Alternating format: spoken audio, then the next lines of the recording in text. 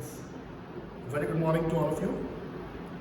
मैं डॉक्टर दिनेश हंस, associate professor botany, SRK government PG college Rajsamand. Friends, final year का paper होने वाला है, लास्ट स्टेज में है, आज या कल में 23 तारीख शायद आसपास। तो बहुत कुछ इम्पॉर्टेंट टॉपिक्स हैं। उन इम्पॉर्टेंट टॉपिक्स के आधार पर उन्होंने कहा कि बच्चों ने कि शेयर कर दें आप, जिसका PDF व्हाट्सएप में कर चुका हूं, तो वीडियो में आपके साथ शेयर करना चाहूँगा।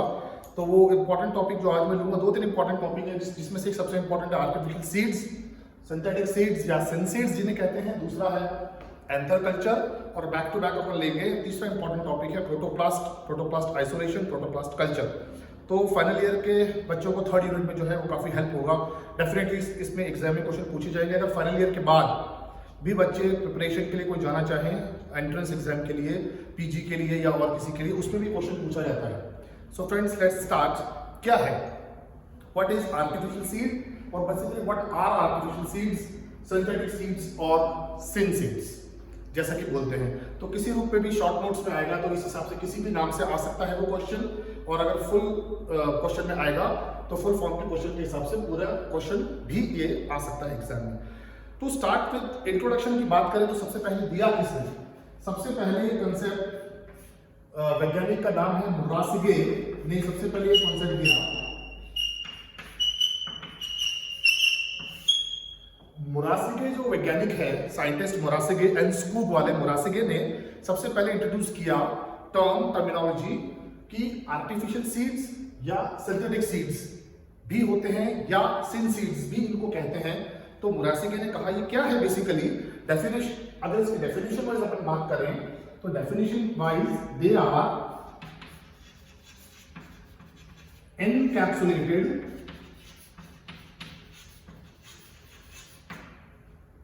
synthetic seeds, artificial seeds or sin seeds are the encapsulated somatic embryos. तो फ्रेंड्स, जो कायिक भ्रूण होंगे, सोमैटिक मतलब कायिक भ्रूण, तो कायिक भ्रूण जब किसी विशेष प्रकार की परत से ढके हुए मिलेंगे, तो वो विशेष प्रकार की परत से ढके हुए कायिक भ्रूण आर्टिफिशियल सीड या सिंथेटिक सीड्स या सिन सीड्स कहलाते हैं। तो फ्रेंड्स, एक बार अच्छी तरह समझ लें कि ऐसे प्रकार के कायिक भ्रूण, सोमैटिक एम्ब्रियोज, कायिक भ्रूण जब विशेष प्रकार की परत से एनकैप्सुलेट यानी कि परत से कवर होंगे, इस प्रकार के जो सोमैटिक एम्ब्रियोज या कायिक भ्रूण है, एनकैप्सुलेटेड कायिक भ्रूण या परत द्वारा ढके हुए कायिक भ्रूण को हम आर्टिफिशियल सीड, सिंथेटिक सीड या सिन सीड्स कहते हैं। अब जब ये कंसेप्ट आया तो थोड़ा सा हम डिफरेंस करने की कोशिश करेंगे कि नेचुरल सीड और आर्टिफिशियल सीड में क्या अंतर है। एक नेचुरल सीड या बीज की बात करें, देखो फल जब पकेगा तो परिपक्व जो अंडाशय है, तो परिपक्व अंडाशय यानी कि राइपेंड ओवेरी जिसको कहते हैं, परिपक्व अंडाशय तो फल होता है, और उसके अंदर जो परिपक्व अंडक है यानी कि राइपेंड ओव्यूल, वो राइपेंड ओव्यूल सीड कहलाता है, यानी कि परिपक्व अंडक। तो परिपक्व ओवेरी के अंदर परिपक्व अंडक यानी परिपक्व अंडाशय में परिपक्व अंडक इज सीड। सो फ्रेंड, इसका कंसेप्ट क्या है? कंसेप्ट ये है कि अगर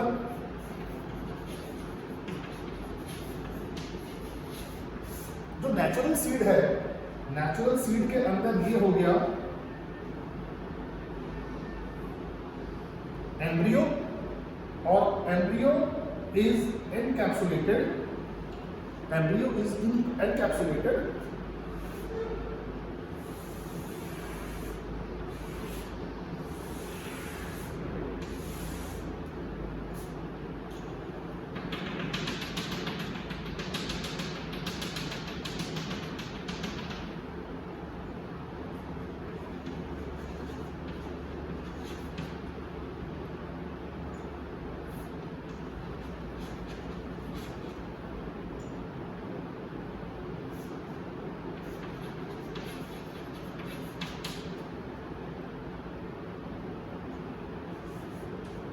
so friends, this is natural seed. अगर नेचुरल सीड की बात करें, यानी परिपक्व अंडक की बात करें, परिपक्व राइपन ओवेरी फल के अंदर, तो इस प्रकार से भ्रूण एम्ब्रियो जो बिल्कुल नेचुरल भ्रूण है जो फर्टिलाइजेशन या निषेचन के पश्चात जाइगोट के निर्माण के बाद जब भ्रूण का निर्माण हुआ, वो भ्रूण के निर्माण के बाद उसका एनकैप्सुलेशन अपन देखें तो सीड कोट के रूप में होता है, जिसको सीड कोट बोलते हैं, और यह इंटेग्यूमेंट से निर्मित होता है, जो ओव्यूल का यानी कि अंडक का इंटेग्यूमेंट है उससे निर्मित होता है।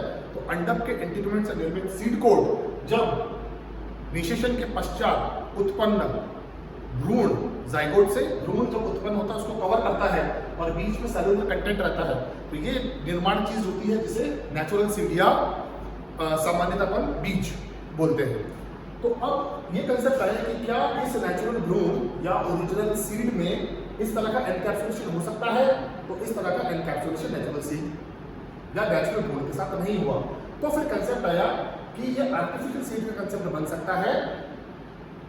कोई भी कायिक, लैंगिक नहीं, कोई भी कायिक भ्रूण है, कायिक भ्रूण के ऊपर अगर हम इस तरह से पट्टी लगा दें तो वो कायिक भ्रूण पे पट्टी लगाने के बाद या कवर लगाने के बाद या कोट लगाने के बाद वो आर्टिफिशियल सीड का काम करेगा। तो सोमैटिक एम्ब्रियोज का जो निर्माण है ये किस किस चीजों से हो सकता है? तो सोमैटिक एम्ब्रियोज का निर्माण रूट से हो सकता है, शूट से हो सकता है, लीव से हो सकता है, रूट से हो सकता है, शूट से हो सकता है, लीव से हो सकता है, बल्ब से हो सकता है। इसके अलावा एंथर से हो सकता है, ओवेरी से हो सकता है, ओव्यूल से हो सकता है। तो ये पोर्शन तो फ्रेंड्स रिप्रोडक्टिव पोर्शन हो जाएगा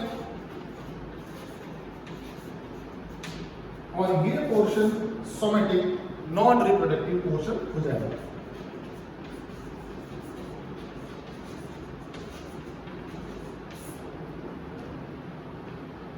सो बेसिकली नॉन रिप्रोडक्टिव यानी कि अलैंगिक या कायिक, किसी भी एक्सप्लांट कायिक से निर्मित भ्रूण, वो भ्रूण के ऊपर एनकैप्सुलेशन, उससे निर्मित seed, synthetic seed, artificial seed और सिंसीड्स कहलाएगा। अब फ्रेंड्स ये जो प्रोसेस है, इस प्रोसेस से एक एक पोर्शन को हम समझेंगे कि इससे भ्रूण कैसे निर्मित होता है। भ्रूण निर्मित होने का बिल्कुल बेसिक तरीका है, चाहे आप कोई भी एक्सप्लांट लें, इसको कहते हैं एक्सप्लांट। एक्सप्लांट क्या है? एक्सप्लांट किसी भी जीवित टॉप विभजोतक जो पोर्शन है वो टॉप मोस्ट विभजोतक, फास्ट रैपिड डिवाइडिंग छोटा टुकड़ा जिससे या जिसमें पूरे परिपक्व होने पर एक पूरे पुष्प को पेड़ के साथ निर्मित करने की क्वालिटी है, वो एक्सप्लांट कहलाता है। वो रूट का टुकड़ा हो सकता है, शूट का टुकड़ा हो सकता है। जैसे रूट में हम लेंगे ये पोर्शन मेरिस्टेमेटिक के साथ, शूट में हम लेंगे विद नोड के साथ, पर्वसंधि के साथ, ये पर्वसंधि, लीव्स,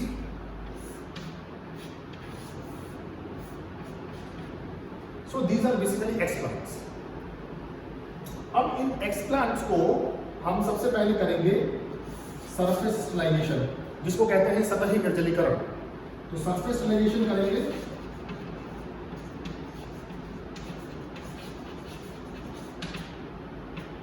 mercury क्लोराइड 0.01% से लेकर 0.05% और उसको करीब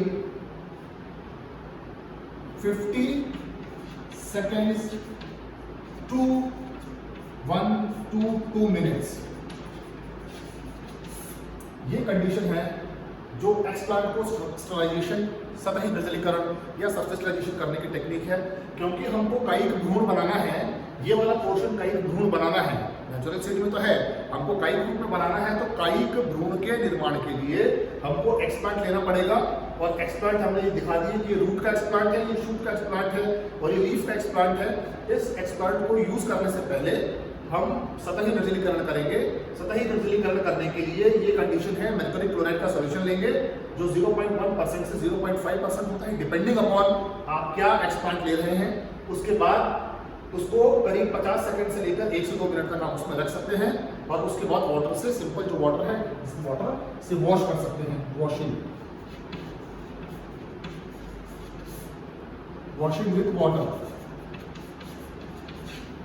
उसको पानी से आप वॉश कर सकते करेंगे और वॉश करना है। पानी से वॉश करने के बाद हमारे पास कंडीशन रहेगी, पानी से वॉश करने के बाद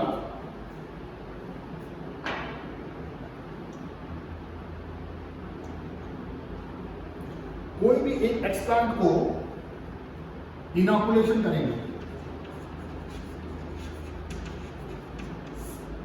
फॉर एग्जाम्पल शूट है,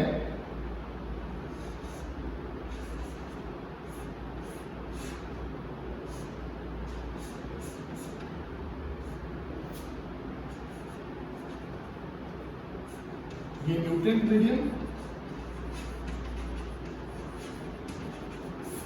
न्यूट्रिएंट मीडियम क्या होता है?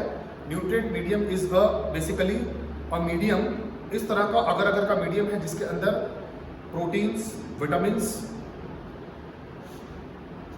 Growth regulators, oxygen, cytokinins, gibberellins combinations, इस प्रकार के सारे मिक्सचर को मिलाकर जो भी इस प्रकार से भूमि के अंदर कंटेंट रहते हैं पौधे को उगने के लिए, वो हम यहाँ आर्टिफिशियली प्रोवाइड करते हैं। That medium is referred to as a basic inoculation medium या न्यूट्रिएंट मीडियम। उस न्यूट्रिएंट मीडियम के ऊपर आपने एक्सप्लांट रखा, शूट एक्सप्लांट, और शूट एक्सप्लांट से डिवीजन होगा और शूट एक्सप्लांट में डिवीजन के बाद वो हमको रीजनरेशन करके डायरेक्ट इस प्रकार से ये तो कैलस का निर्माण करेगा और कैलस में एम्ब्रियोइड्स का निर्माण करेगा, लाइक दिस। कैलस का निर्माण करेगा, ये हो गया कैलस और ये हो गए एम्ब्रियोइड्स। सो फ्रेंड्स, ये बेसिक तरीका है एक एम्ब्रियोइड बनाने का, जिसको हमको बेसिकली यूज करना है किसमें? एनकैप्सुलेशन में। तो ये जब प्रोसेस हो गया, इस प्रोसेस के बाद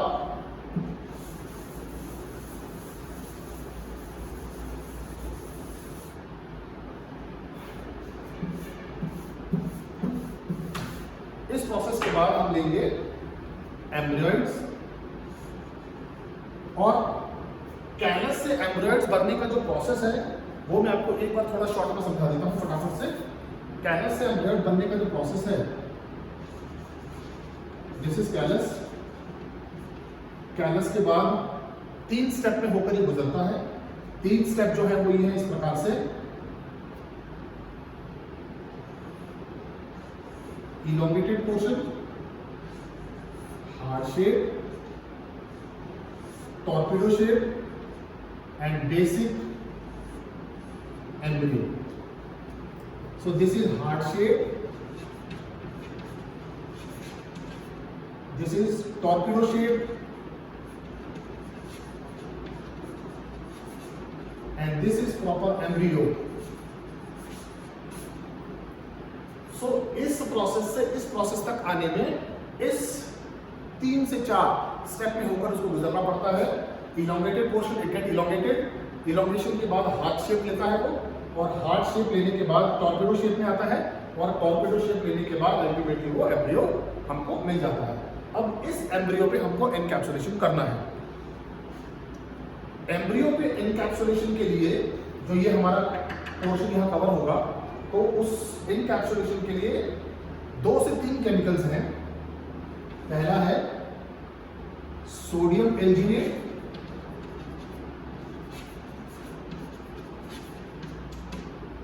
सोडियम एल्जीनेट सॉल्यूशन हम बेसिकली लेते हैं, और इसके अलावा पॉलीएक्रिलामाइड जेल है और जेलिंग एजेंट है। अब क्वालिटी क्या होनी चाहिए जेलिंग एजेंट की?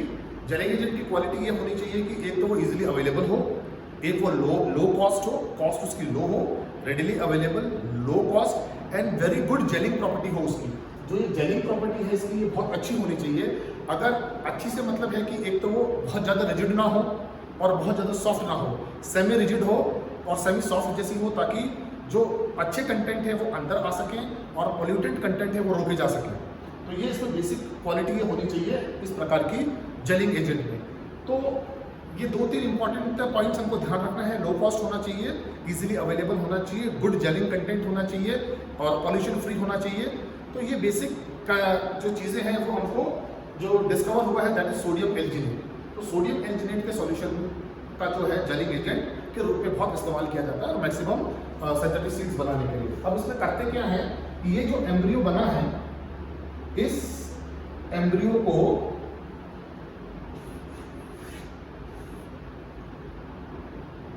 एक पेट्री प्लेट के अंदर रखकर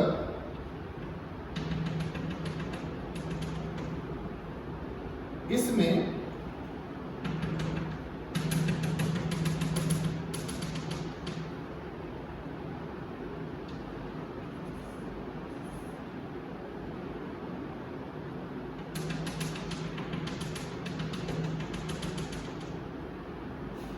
अप्रोक्सीमेटली 5 to 10 मिनट्स, 5 से 10 मिनट इसको सोडियम एल्जिनेट के सॉल्यूशन में रखते हैं। और जो ये एम्ब्रियो सोडियम एल्जिनेट के सॉल्यूशन में रखा हुआ है, 5 से 10 मिनट निकालने के बाद फिर इसको हम डालते हैं एम्ब्रियो को। It is put in a solution of calcium chloride solution.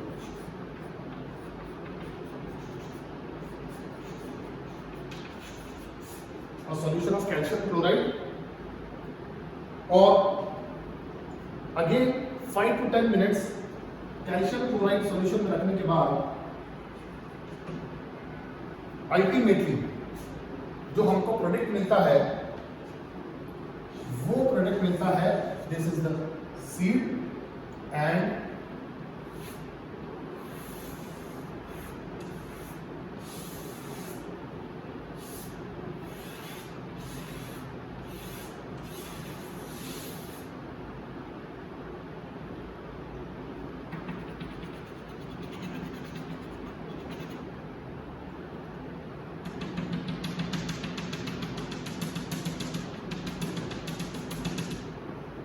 So this is the natural seed.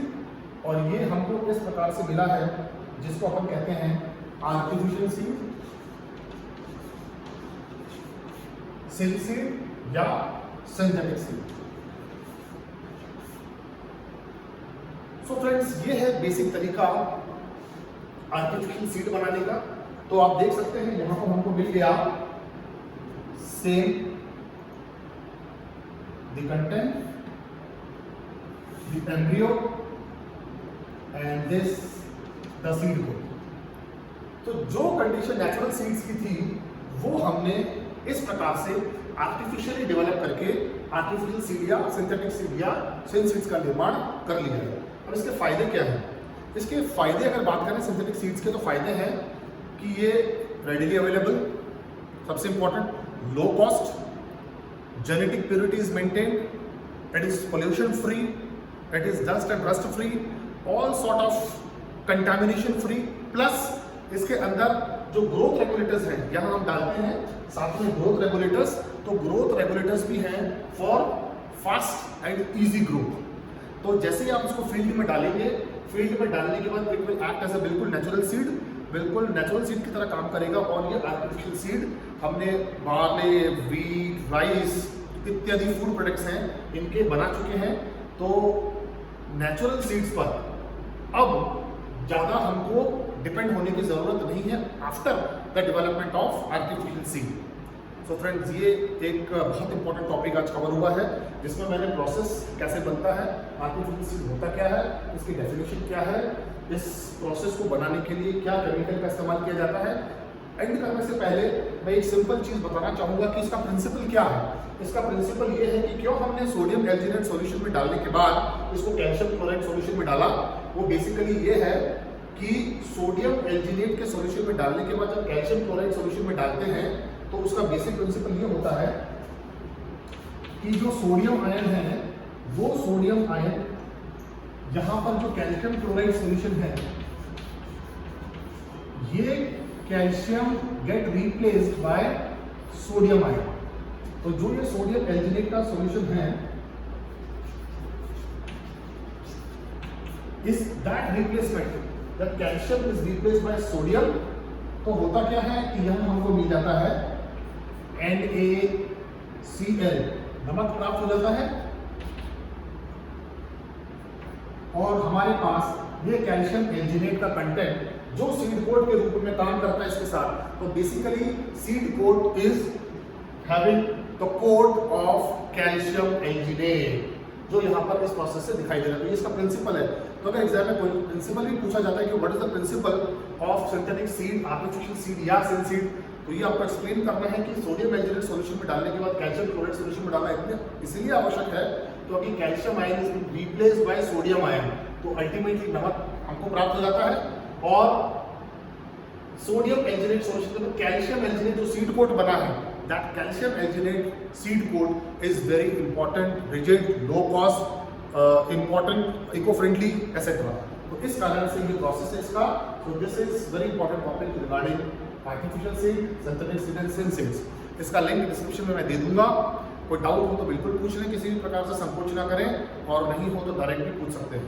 और जस्ट बैक टू बैक इसके बाद एक दूसरा इंपॉर्टेंट टॉपिक लेंगे, that will be anther culture. क्योंकि यहाँ से साइकिल आपने देखा डिविएट हो गया है, एंथर, ओवरी और ओवरी जो रिप्रोडक्टिव पार्ट्स हैं, बैक टू बैक इसके बीए में एक वीडियो बनाऊंगा जस्ट, जो कि स्टूडेंट्स की डिमांड है। और भी कुछ डाउट है तो बिल्कुल पूछ लें। Thank you friends.